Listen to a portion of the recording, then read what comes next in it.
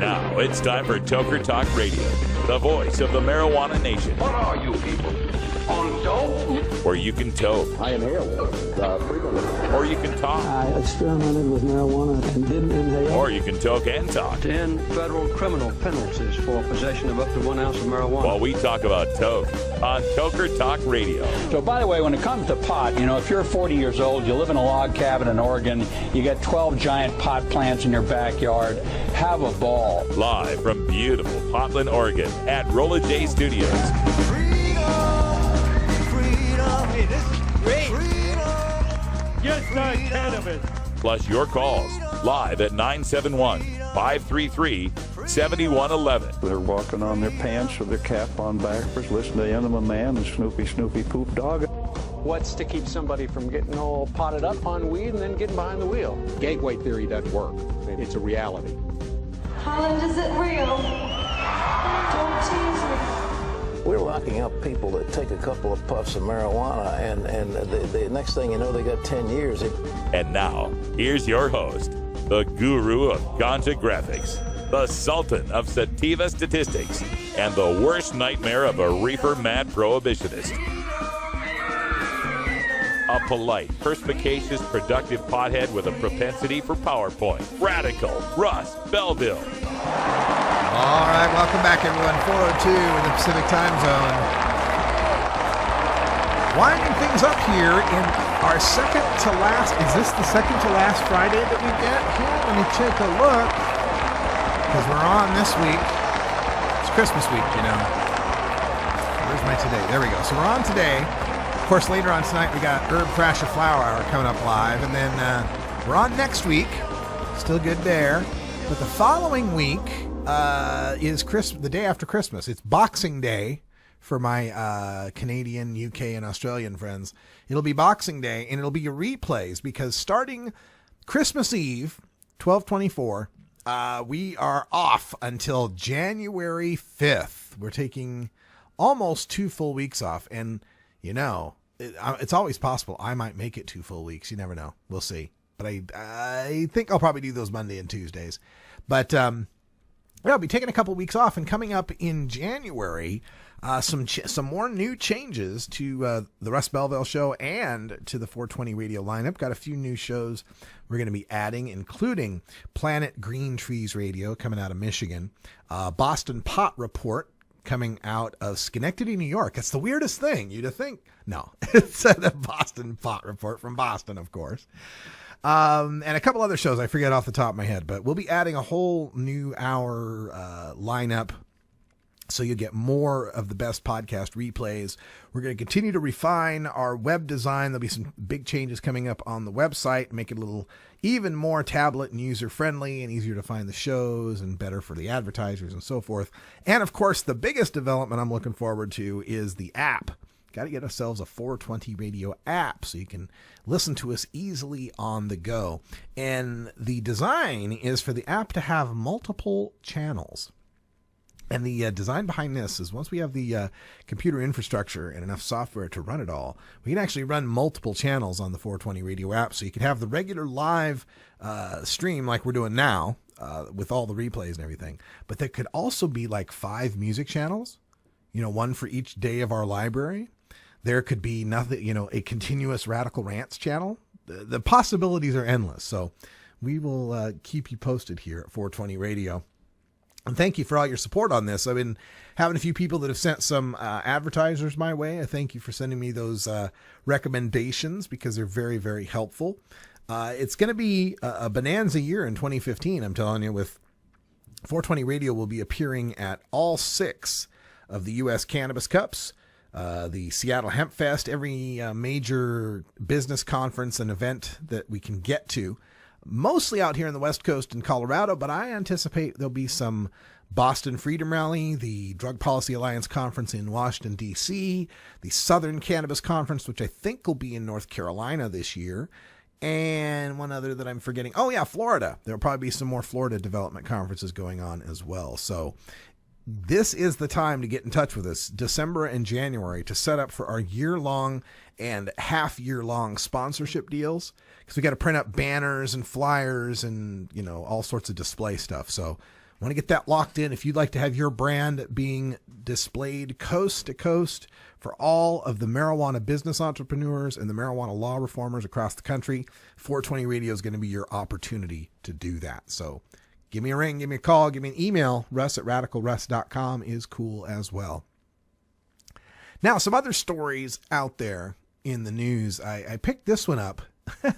You know, we told the story of the pot grower in Washington state who had the world's first legal pot auction, as far as we can tell. Made like $600,000 on his pot auction. Legal grower, and only like I-502 legal processors could come in and bid on everything and so forth. But he made $600,000, and he had one particular lot that he said, you know, whatever we make off this lot, that's going to be donated to the local school district. Made like $14,000 on this. Turns out the local school district wouldn't take the money because it's pot money. Now, that legal, completely legal money from a legal product wouldn't take it because it's pot money. All right, he thinks. So I'll give it to the Boys and Girls Club. And they wouldn't take it because it's pot money. What about the children? All right, so he figures he'll give it. Finally, he gives like 1,000 of it to the local VFW and $13,000 to a local needy family, which, you know, in the long run, maybe this actually turned out for the best. Maybe this family is going to be helped much better than it would have helped with the Boys and Girls Club or whatever. But just the hypocrisy of this, when you consider how much money the school district gets from alcohol taxes, from tobacco taxes, from the Washington state lottery money that comes in, and even the marijuana money, the marijuana taxes from the pot shops and the growers at the exorbitant 25% at 3 different levels, some of that's headed back to the school district too. It just made no sense. The beginning of the end started in 1996 when California legalized weed for so-called medical purposes. 16 years later, Washington and Colorado legalized it outright and let people sell it from storefronts. And what has been the result? The generation of millions of dollars in tax revenue for the states and creation of hundreds of new jobs in a growing multi-billion-dollar industry? No. Well, yes. But at what cost? Let's see. The cost of all that police time and money that's now spent going after real criminals and prisons with enough room to hold them all? No. Well, yes, but look at what it's done to the people. You mean that fewer of them are dying of alcohol, tobacco, and prescription-related causes since they've switched to cannabis, and many more are receiving medical benefit from a cheap, non-toxic healing herb? No. Well, yes to all of that, but I can smell pot from my backyard. And I can't tell my kids not to do it because it's illegal. 420 Radio, the home of marijuana experts.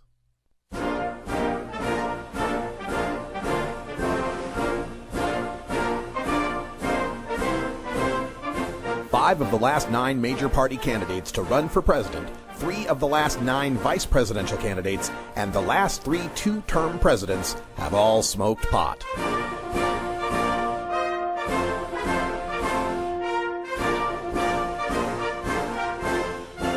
Marijuana, the gateway drug to the White House. This is the Russ Belville Show.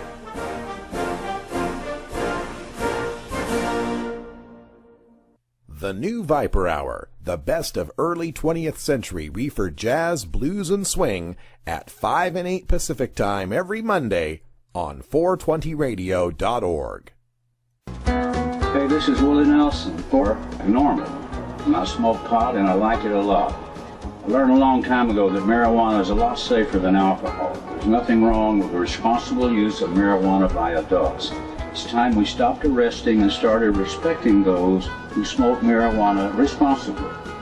To learn what you can do to help, contact NORML at NORML.org or call toll-free 888-67.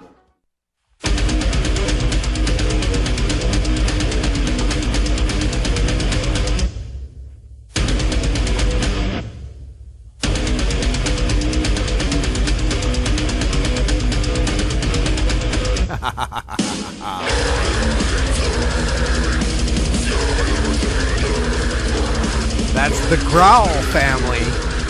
There's a band with a proper name.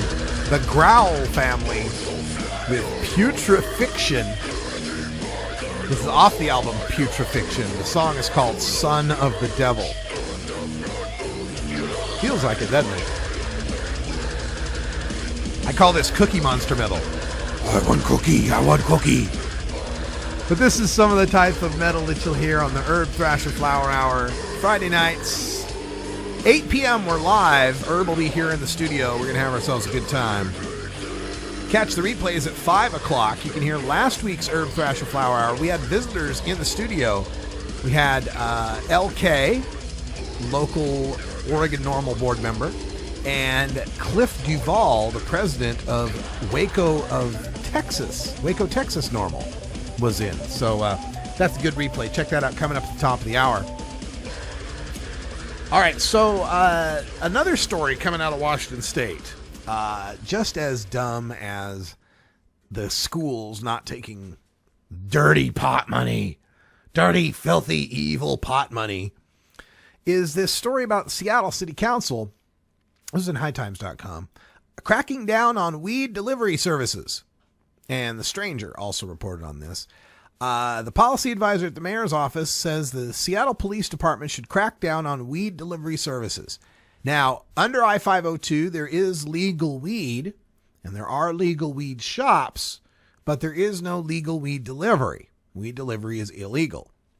And so they got that going on, and then they've also got the medical marijuana dispensaries that are going on. They're also calling on the medical dispensaries to be reined in, to include opaque packaging for edibles, possible bans on edibles that could be enticing to children, and enforcing a 500-foot distance from schools, daycares, and parks, as well as a 1,000-foot distance from other dispensaries. Now, as we get into legalization, this is where the fights are going to be, is over all of this wrangling over distance rules and packaging rules and what's enticing to children and what's advertising to kids and so forth. But before I go there, let me go back to the delivery thing. Let's tackle that first. Why would you want to discourage marijuana delivery services? Part of what you keep trying to scare us with is, oh my God, the stone drivers. Oh, stoned mayhem on the freeway. We'll all die, stone drivers. So how about if people want pot, they call someone who's sober who drives it to them so that there's no driving going on by the pot smokers? You would think this would be something they'd support. Now, yeah, have it regulated. Sure, have delivery services have to be bonded or insured or have hours of operation. Yeah, you can have regulations around it, but why would you want to ban this? Why would you want to drive this underground? Pardon the pun. I don't understand. It's just the nature, I guess, of some people to want to just ban these things. And it's surprising to me coming from the mayor's office, because Seattle's city officials, the mayor, the city attorney, have all been big proponents of legalization, have been pretty rational on this issue. I don't understand what's behind this unless it's more of that money grubbing aspect. We don't want deliveries competing with the pot shops. All right, well, maybe the pot shops should just be, the delivery services should be attached to the pot shop so the taxes are getting paid. I can't understand why you'd want to ban this instead of trying to find a way to make it work, when I would think from a public health aspect, we would be much safer with marijuana delivery services than adding more traffic of people driving back and forth to marijuana dispensaries. Now, for the other stuff, the opaque packaging for edibles. I'm okay with the opaque packaging as it leaves the store. I don't like the idea that in my future pot shop, I'm going to have to buy food I'm going to eat that I've never seen. I want to, can I see it? No, you cannot see it. It must be kept in an opaque package and never seen until it is finally consumed by that wicked user. You know what? I'd like to buy some grapes, but no, you can't look at these grapes. You cannot. Don't. It's like a Spinal Tap skit. Don't even look at it. It's like, what the hell? So yeah, let's have it opaque after it leaves the store. Sure. The idea being there, we don't want kids seeing a bag full of cookies or gummy bears and going, oh, look, gummy bears, and chowing them down. But if I have to go to the store and not be able to see what the brownie looks like or what the gummy bear looks like because it's in an opaque package, nah, that ain't cool. That ain't right. And this idea that keeps popping up about banning edibles that could be enticing to children. What is this thing? Where is this moment? I must have missed it. Where does this moment happen in human development when things that were tasty to you as a kid are no longer tasty as an adult? I know it works the other way around. I know there's things I like as an adult now that I didn't like as a kid. I like broccoli now. Didn't like it as a kid. I understand that phenomenon. But where is it when, like, when I was a kid, I really liked chocolate. Not so much anymore. What does that sound? Gummy bears. Oh, I sure loved gummy bears when I was a kid. Hate them. Hate them now. They're awful. Does this exist? Does this really exist? Are there people out there whose taste change that much? And, adults eat gummy bears. Adults eat cookies. Adults eat brownies and such. And they're oftentimes, what we're finding in Colorado, they're more popular as far as a product goes with an adult audience. You don't have to worry about smoke. Where am I going to smoke? You can't smoke anywhere. And then when you do smoke, oh, the smoke's in my clothes. The smell's in my clothes. The ironic thing is all of this concern the prohibitionists have about the edibles was brought on by the prohibition that made us have to try to conceal our use of cannabis. Right? That's why we perfected the pot brownie. So we could take the pot brownie with us to the airport and use it before we got on the plane. Allegedly. So these are the kind of things that people have been doing to escape prohibition and now have become so successful at it that it's freaking the parents out about legalization. Oh my God, these kids are going to use vapor pens and they're going to have pot brownies. Well, yeah. Necessity is the mother of invention. Prohibition was the necessity. So we invented a way to get away with it. What else they want in here? The ban, I love the distance bans. Pot shop must be 500 feet away from a school, a daycare, or a park. I'm not sure why. I don't know why. I don't know that those kind of restrictions exist for lots of other businesses, but if they do, it needs to be equal, right? Like, I remember reporting one story it was San Francisco's Tenderloin district, where they were protesting a dispensary that might be opening up. And in the place where it might be opening up, there was like a strip club across the corner and a bail bondsman over there and a tavern over there, So yeah, if the precious children's eyes must be shielded from the adult commerce in items and services of vice, so be it, but it should be equal. If we're going to have this safe zone for kids of 1,000 feet away from terrible things, then that needs to include bars, restaurants that serve alcohol, convenience stores that have candy and cigarettes and alcohol for sale. No more of this just picking on marijuana. And 1,000 feet from each other. That's the other one I think that's interesting. You don't want to have a bunch of pot shops in your neighborhood. You want to zone them in such a way that they're way out in the outskirts of town where they're just in the seedy places where people can't see them, but don't let them all be in the same seedy place of town, right? They have to pick all the different seedy. They can't just be one location, one-stop shopping where you could, be like an outlet mall of pot shops. No, you can't have that. They got to all be in separate locations all around the town. These are the silly battles that we're going to be fighting over the next 2 to 10 years or so, depending on where you're living. People that had this idea, when I was working for Normals, I was, oh, you work for Normal. What are you going to do after it's legal? You won't have a job. Oh, no. That's where the fun begins. That's where the real activism begins, is after it's legal. Crafting those regulations, crafting the oversight of those regulations, figuring out where the power structures lie, figuring out how to balance the needs of consumers with producers, with the government. There's a lot to work out still.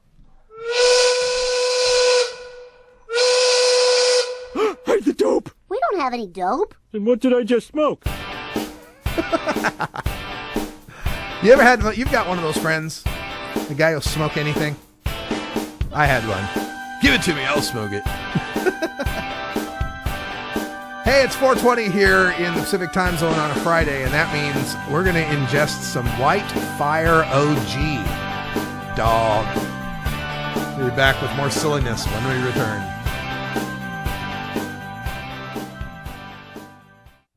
.420 Radio, fighting prohibition since 2012. There's so much I worry about as a mom. Stephen Harper thinks that organized crime should continue to profit from marijuana prohibition.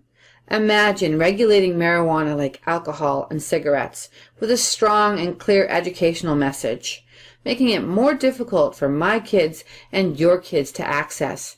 Drug dealers don't ask for ID. Stephen Harper does not have the kind of judgment we need to protect our children, authorized by the Normal Women's Alliance of Canada. Tokers, there's no good reason to get your dog stoned. While it might not harm them physically, imagine being a dog who already begs for treats all day, and then imagine that dog having the munchies. Not cool. Get.buzz. .buzz is the internet platform that fuels community interest, excitement, and new experiences. .buzz is the premier online destination for internet users seeking the latest news on a variety of topics. .buzz appeals to groups active in blogging, communications, journalism, advertising, and marketing. .buzz offers registrants a stronger alternative to the shrinking namespace of existing top-level domain names, such as .com, .net, and .org. Get your name now at get.buzz.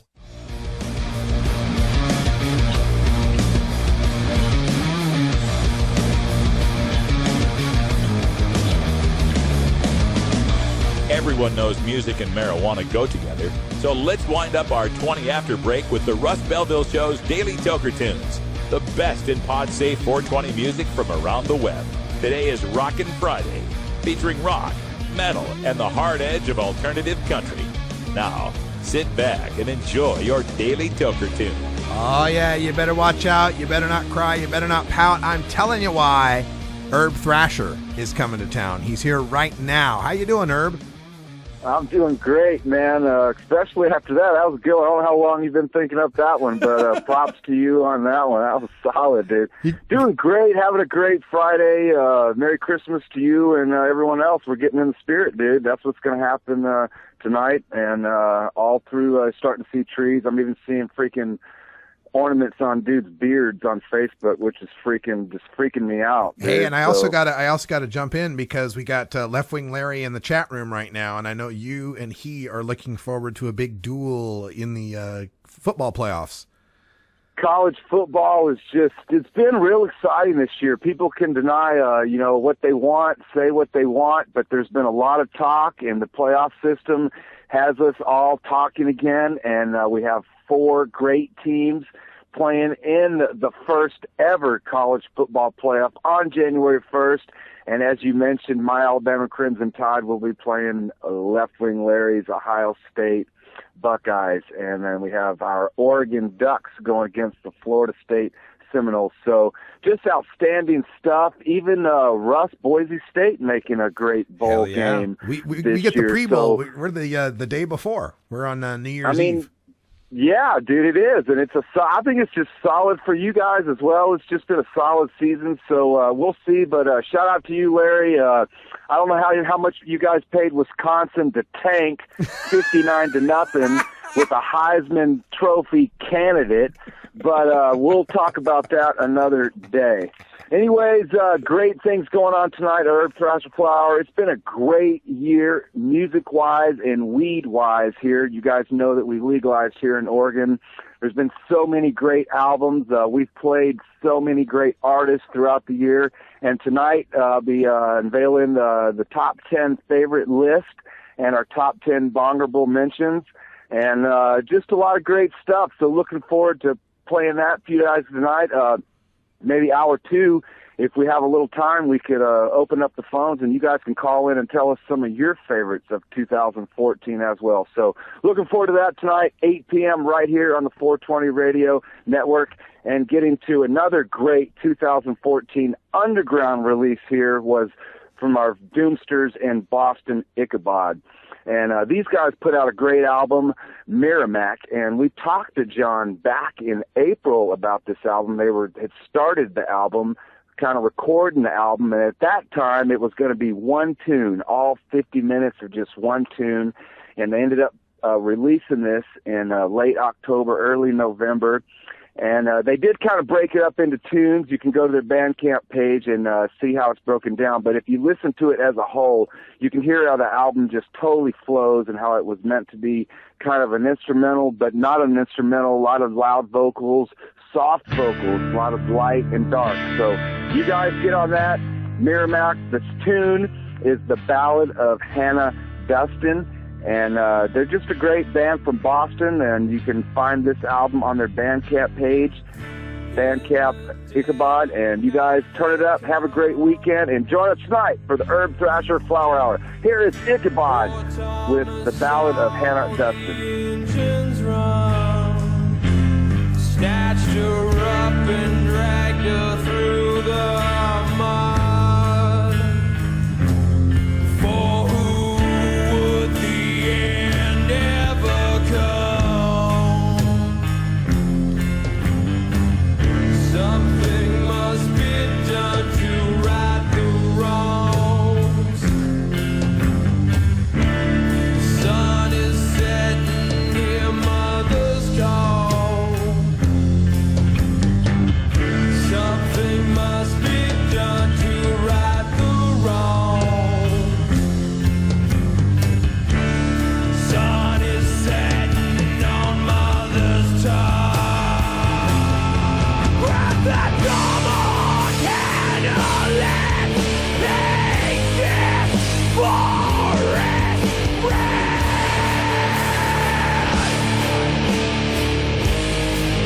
With all else fury left, kneel down, soulless frail.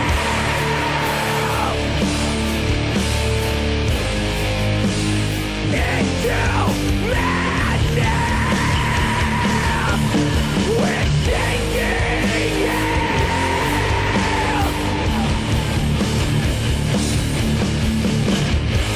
With a heavy heart till a promised land.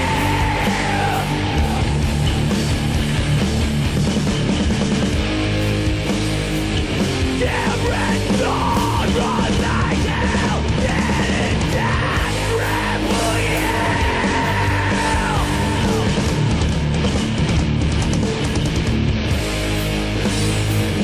You're free now, my wild one, out of forest,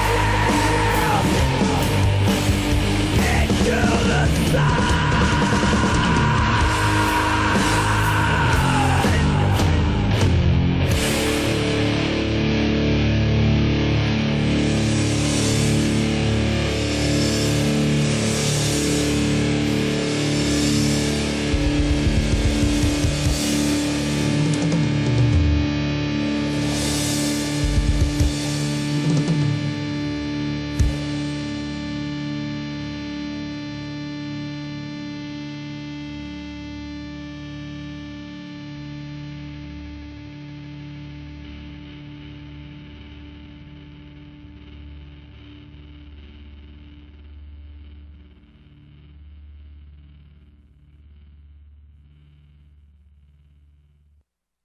.420 Radio, your ticket to the Boston Freedom Rally.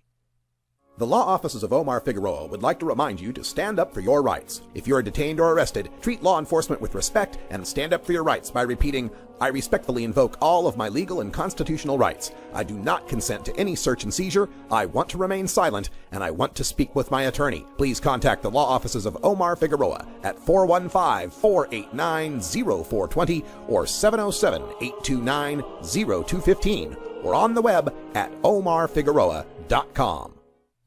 Electric Bob's Boogaloo, the best in electronic dance and experimental music, every Tuesday at 5 and 8 Pacific on 420radio.org. Are you a hypocrite? If you live a closeted cannabis lifestyle, you are. Read about 7 people living a closeted cannabis lifestyle who are on the verge of coming out in The Hypocrites by Mara K. Eaton. Available at areyouahypocrite.net. You can purchase the book on Amazon and Barnes & Noble, also available on iTunes. Check out Mara K. Eaton on Facebook as well. Learn more at areyouahypocrite.net.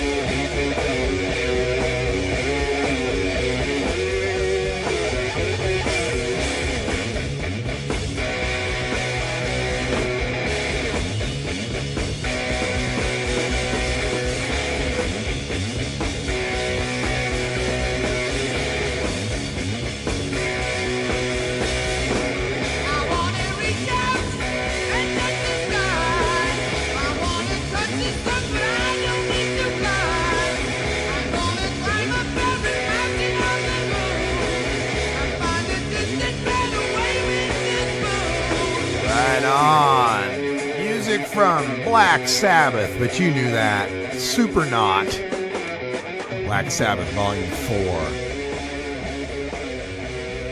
I'll tell you that the new Black Sabbath stuff that's out off their 13 album, some good stuff. I tell you, Ozzy's one of those guys that just hasn't lost much of his original vocals.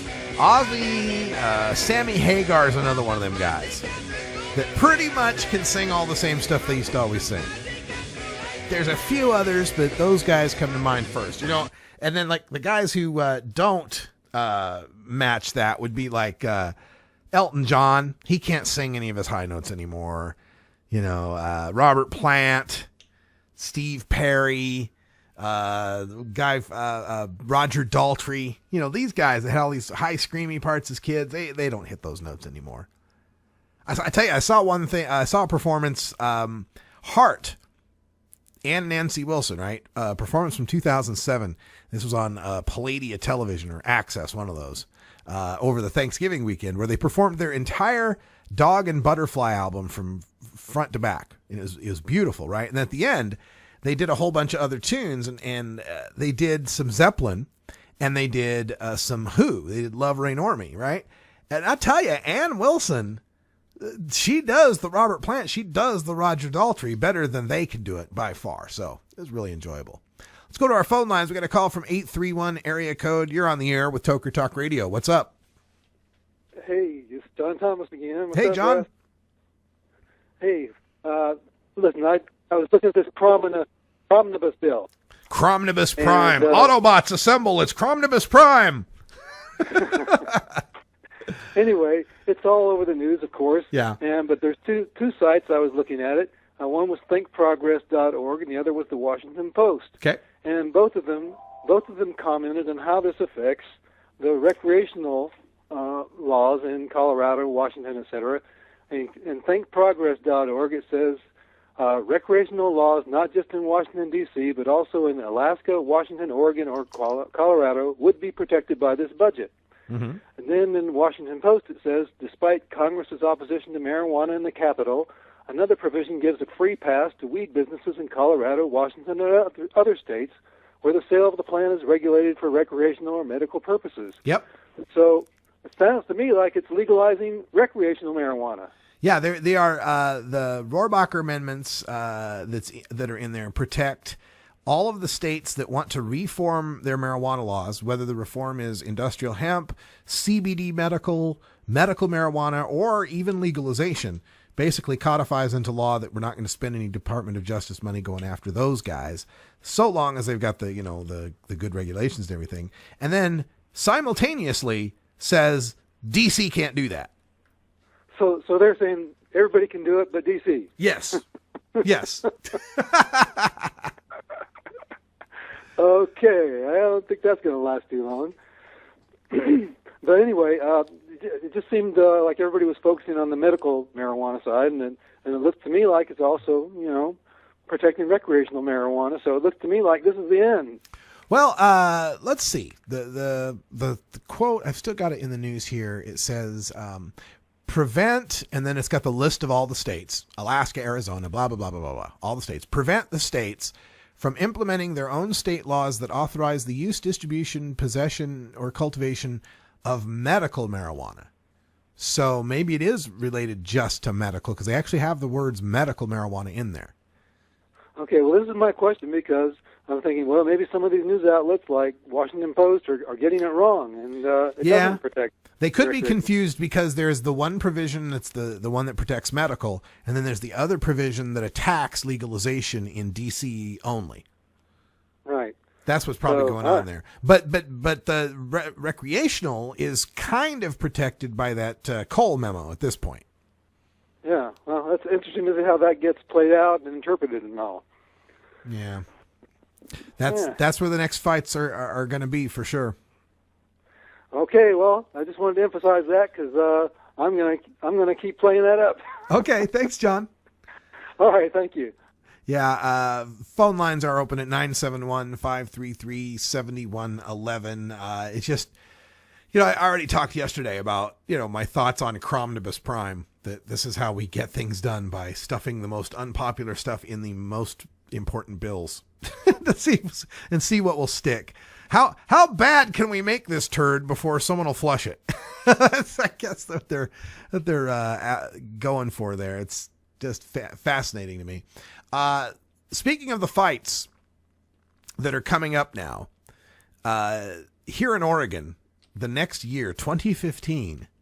Oh my God, 2015 is the year for the marijuana battles, because this is where the growers pack has already formed. People are looking to make a lot of money, have their lobbyists. The consumers starting to get their act together to be lobbying as well. And then you got the legislature, who's heavily influenced by law enforcement and somewhat influenced by the drug rehab and the What About the Children coalitions. So already they're starting with how we're going to regulate marijuana. Because remember that Measure 91 is a statutory initiative. Now, in Colorado, they passed an amendment, Amendment 64, couldn't be tinkered with by the legislature. It's a constitutional amendment. Washington State passed I-502, but they have a special codicil in their legalization initiatives, any initiative, that when they pass an initiative by the citizens, only the citizens can change it in the first 2 years. The legislature has to wait 2 years. Now, that 2 years has passed, so now the Washington State legislature could make changes to I-502, and it looks like they're going to. But there was this 2-year buffer period where it couldn't be messed with. Not so in Oregon. This is a statutory initiative, and it can be messed with on day one by the legislature. Hell, they could repeal the whole thing. They won't, but it's legally possible, I believe. But they're talking now about, and they've passed the first move. This Wednesday, they passed a budget, or a loan, basically, from the liquor funds of $583,000 to fund the first couple of regulators and to spend the money necessary to get going on this, right? So over $500,000. So the emergency board meeting took place, and legislators, both Democrat and Republican, are offering their ideas on what should happen now. Everything's kind of up in the air. Jeff Sugarman, one of the lobbyists from the Oregon Grow Pack, said, quote, "We're in the mode right now where everybody's throwing things up in the air and seeing what sticks." Yikes. Okay, so everything's on the table at this point. Some of the proposals here, and this is interesting. Senator Alan Bates is a Democrat from Southern Oregon, and he's a physician, osteopath, said that medical marijuana cardholders should be shifted to the regular retail market. Quote, "As far as I'm concerned, the medical marijuana business could be closed down as a result of this. It's like coming out of prohibition," end quote. Afterward, Bates likened marijuana to drugs that used to be sold by prescription, but are now available over the counter. Now that's an interesting framing of this. Because, remember what was the selling of medical marijuana was, okay, we've got this war on drugs. We're not going to legalize anytime soon, but let's get the sick and dying off the battlefield. Let's protect the sick and dying people from the collateral damages of the war on drugs. Well, now there are no collateral damages from the war on drugs because marijuana is legal in Oregon. So now medical has to have a better rationale, a better reason for existence than protecting people from criminal penalties that no longer exist. Now, I can make that case. I can tell you that, medical patients are going to need a greater allowance of how many plants they can grow. Right? If I'm Joe Blow recreational grower and I got 4 plants per household and I have my mother plant and then I've got one that veges and then I got one that I'm harvesting and then I got another that's a seedling, that's a real tight cycle. Real tough to kind of maintain that, stay within the law. And if I mess it up or get mites or something like that and I lose my one flowering plant, I'm recreational. I can just go to the pot shop and get some, or if I don't have any, it won't be the end of the world. But that patient who's depending on that for their well-being and their day-to-day existence, they got to have a little more leeway. They got to have 24 plants. They got to be able to grow in enough significant amount and be able to store enough so that if there is a bad harvest, they've got medicine that they need. It's not so much of a choice for them. So yeah, I can make the case as to why there needs to be a difference in the medical program. I believe they need to be able to keep higher limits. I believe they need to be able to retain the rights to home processing, whether that be cooking edibles, extracting through ice water methods or alcohol methods to get tinctures, and even home butane hash oil extractions, given a strong regulatory structure for that. I'm really not for people just getting big old cans of butane and, blasting openly with no training or no licensing or regulation. But if anybody's going to, let's put that on the patient side and do try to come up with some sort of registrant, some sort of licensed way of doing that. But I have a harder time trying to defend why patients would need much more difference than those differences, the personal possession cultivation differences. I don't understand why we can't all be shopping from the same stores. Now, I've heard arguments that, well, if there's not different stores, then the patients won't have access to their specialized strains or more. The recreational market will want to sell higher THC stuff, and they won't necessarily sell the high CBD stuff. Well, I don't understand how having it separate or having it together makes any difference as to how that market's going to work. Is it really, if we had one specialized weed, is the idea that there's one specialized dispensary store where the CBD stuff is available and that everybody would go buy that? Because the way I reckon is that we've got a population, a market of users, right? And 10% of them are medical, and a smaller percentage of those 10% are the CBD only types. So how much market share do they take up, regardless of where the stuff is available? Now that we've opened it up for legalization and for recreational use, they are having to compete against the whole recreational market, no matter where that recreational market takes place. It still exists. There's still market considerations for growers. Am I going to grow a crop full of CBD stuff that I can sell at just one store that only certain people are going to buy? Or am I going to sell a crop that's high THC that's going to make me a lot of money in a lot of dispensaries? That question answers the same no matter where the marijuana is being sold, as far as I can figure. We'll talk more about these Oregon changes when we come back from the break, but somehow I ended up with dry mouth. I don't know how.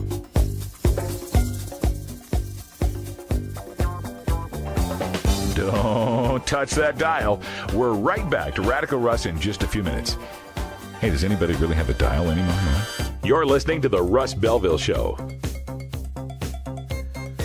Chrominibus Prime and the other Autobots has one, or we could, I like our guy in the chat room. Too much Chrominibus. Oh yeah, it's Friday. That's for damn sure. Be right back.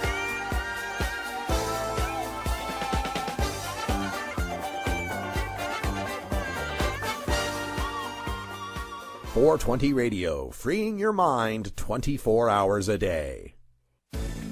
At Herbie's Cannabis Seeds, we pride ourselves on bringing you the best quality seeds from the world's most respected cannabis seed producers, all at the lowest online prices. You can find Herbie's Seeds at herbiesheadshop.com. All cannabis seeds are sold as souvenirs and as a means of preserving cannabis genetics. Herbie's Seeds in no way intends to condone, promote, or incite the use of illegal or controlled substances. We strongly urge all prospective customers to check their national laws prior to placing an order. Herbie's Seeds at herbiesheadshop.com. Proud sponsors of the Russ Belville Show.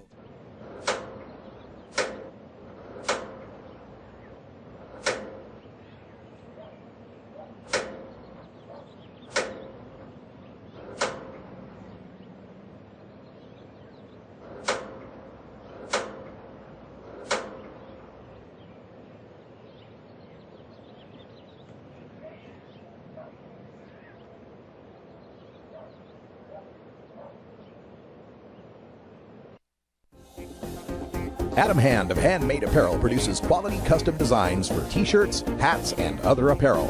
Handmade Apparel is the official design shop for 420 Radio, among many clients who rely on Adam Hand for everything from short-run custom projects to full-run clothing lines. Visit handmadeapparel.biz to browse the selection of handmade gear or to get a personal quote for your own designs. Handmade Apparel, a proud supporter of 420.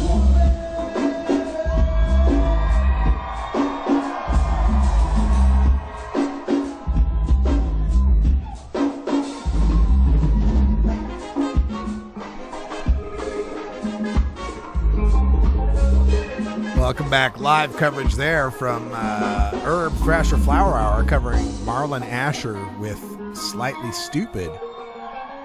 Good stuff, good stuff. Hey, last segment of the week. Glad to have you here, but stay tuned later on tonight.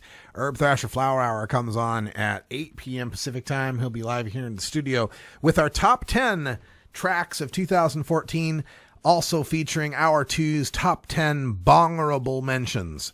It's the annual countdown show of the best in hard rock, metal, and alternative outlaw country on the Herb Thrasher Flower Hour. So check that out. So I was covering this emergency meeting they had, some of the legislators here in Oregon, talking about how much they wanted to mess around with Measure 91, which passed with 56% of the voters. So there's a lot of room they have to be able to mess with it. There's a lot of things that they still have to be regulated. We mentioned Senator Alan Bates, the Democrat from Southern Oregon, who said that medical marijuana card holders should be shifted to the regular retail market, and pointed out how this is like coming out of Prohibition, right? The original justification for medical marijuana cards was so that they would avoid the criminal prosecution of Prohibition. Well, now there is none. At least none up to an ounce outside the home, 8 ounces in the home, 4 plants, and so forth. So, and there's legal buying and selling. So the question becomes, why run two parallel systems? Now, I can argue for patients having a higher limit for how much marijuana they can have, how much they can cultivate, in having growers cultivate it for them, and a grower cultivating for 4 patients. But beyond that, I have trouble envisioning why there needs to be one building that's called a pot shop and another building that's called a dispensary. And both of them sell essentially the same thing, marijuana, a fungible product for most intents and purposes.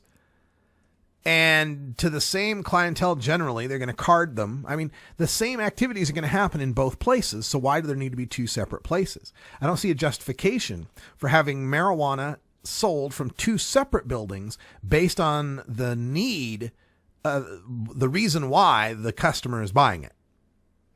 I go buy ground beef at the store. It doesn't matter if I'm going to make hamburgers with it or spaghetti sauce. It doesn't matter. It's ground beef, right? That's what I'm getting at. It's like Super Silver Haze is Super Silver Haze. It doesn't matter if I'm buying it on the medical side or on the recreational side. So I don't understand why we'd have 2 separate systems for that. Now, the argument does come up about taxes. The medical people shouldn't have to pay taxes. But now, I mean, we got all sorts of means of giving people a tax rebate at the point of sale. Why not just have one building that sells marijuana products? And among those products can be medical products. When I go to the Safeway grocery store just down the street, there's this huge display of wine. You can buy a lot of wine there. And a huge display of craft beers, because this is Oregon, baby. We got a whole row of every different damn brand of beer you could ever imagine, and some you couldn't, right? Rhubarb beer? What the fuck? So, there's all sorts of stuff that you can get there. But at this place, there's also a pharmacy where I can get prescription medications, and I can also get some over-the-counter medications as well. So, I don't see, I know there are just standalone pharmacies, and I know there are just standalone beer stores, and we do have in Oregon standalone liquor stores because of the way it's regulated. But it doesn't have to be that way, does it? Why can't we just get all our marijuana at one place? Try to keep some of the costs down and some of the regulatory costs down. Now, there might be the argument that, well, on the medical side, we're dealing with patients and their activities are health related, and therefore it should be governed by the health authority. But then on the other side, the recreational users are using it for fun, and that's something the Liquor Control Commission's more a part of. And I don't buy that. I think that anything that we're talking about as far as regulating the behavior of the user is health related, even if they are doing it for fun. So any regulation the health authority might have to come up with for the testing of the potency and the purity, make sure it's not got mold or mildew or fungus for a patient, well, then that's a good enough level for a healthy person, isn't it? Right? We've got to keep it below X particulates per microgram, or else a person with asthma will have problems. Well, then it'll be more than healthy enough for me, won't it? So let's set a level where we protect the patients, absolutely. But just make that the level for everyone. And House Speaker Tina Kotek was kind of hinting at something like that. She says, hinting at a testing program for marijuana used for both medical and recreational use. If it's good enough to ingest, it's good enough to ingest. And that level has to be good enough for patients. And it'll be fine for recreational users. So, yeah, I'm with that. Senator Betsy Johnson, a Democrat from Scappoose, just north of us on the Columbia River, noted that the law prohibits marijuana stores within 1,000 feet of a school, but doesn't restrict how close they can be to a daycare center. Yeah. And so here we come to that distance thing. And this is one of those things where it's stupid, but I'm going to give on it.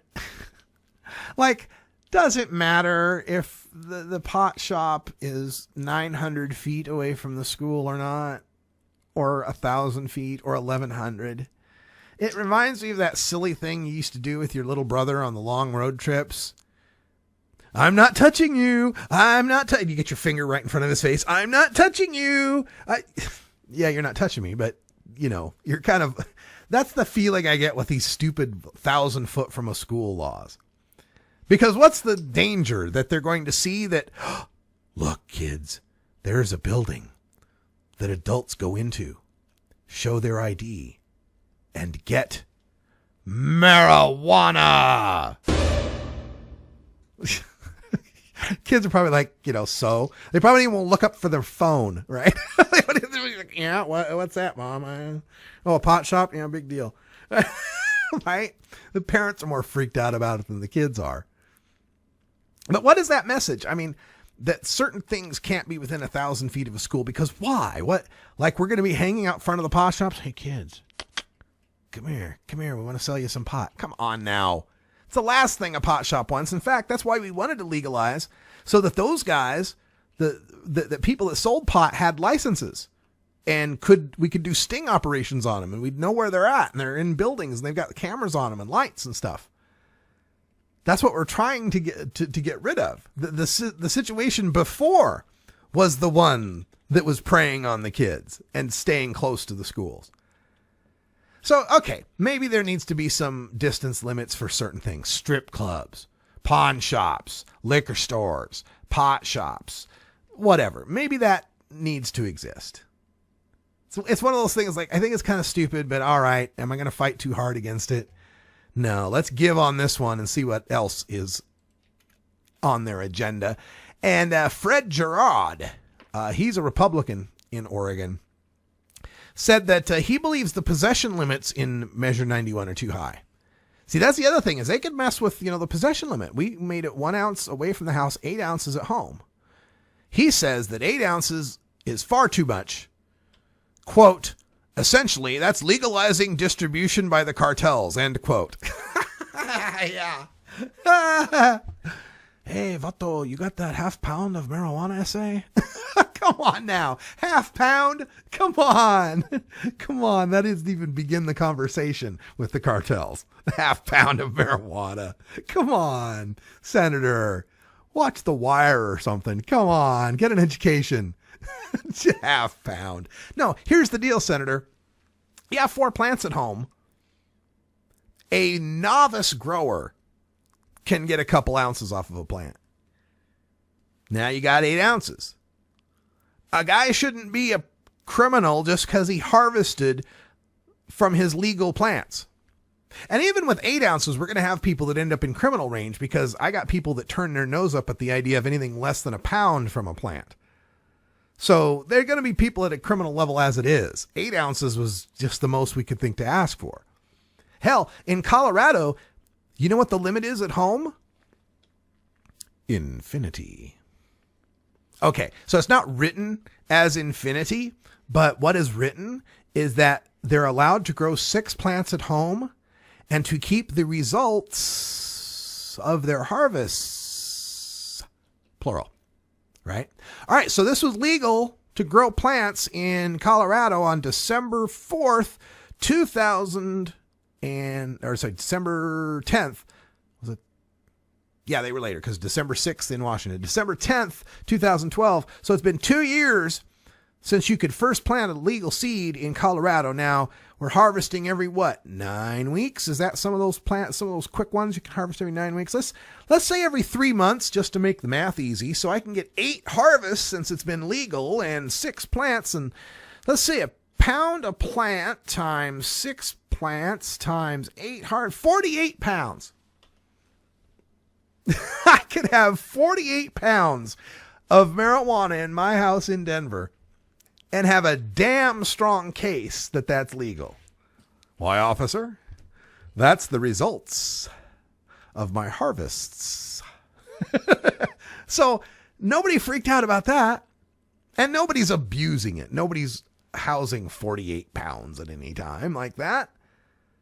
So for us to ask for 8 ounces and get it from the voters, I don't see a need to mess with that.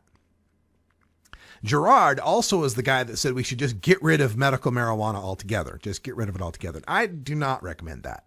I think we keep medical marijuana, keep the card system as a automatic point of sale tax rebate, keep the card as your permission slip to have higher limits and to do home processing.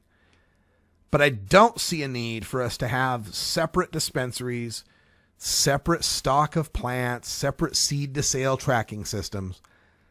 If it's commercial marijuana, if you're growing for more than 4 people's needs, it should just be all folded into the same program. Reduce the redundancy that we would have in 2 regulatory agencies essentially doing the same thing. Eliminate some of the confusion for law enforcement when they're trying to figure out, well, is this a commercial grow that's supposed to have a certain testing label or seal or something? Or is this one of those 20 patient medical marijuana warehouses where the rules are completely different? Let's not go there. Hey, that's all the time we got for this week. Thanks for being here with us. Thanks, Tom, for being here in the studio as well. He's been hanging out all day long up from Santa Cruz. Come on back at 8 p.m. Pacific time. We'll be here live with Herb Thrasher for our top 10 from 2014. This is going to be fun. Plus top 10 bongable mentions. And I believe there will probably be some dabs happening. Probably. For everyone here at 420 Radio, I'm Radical Russ. Thanks for joining us. Until next time, take care of each other, tokers.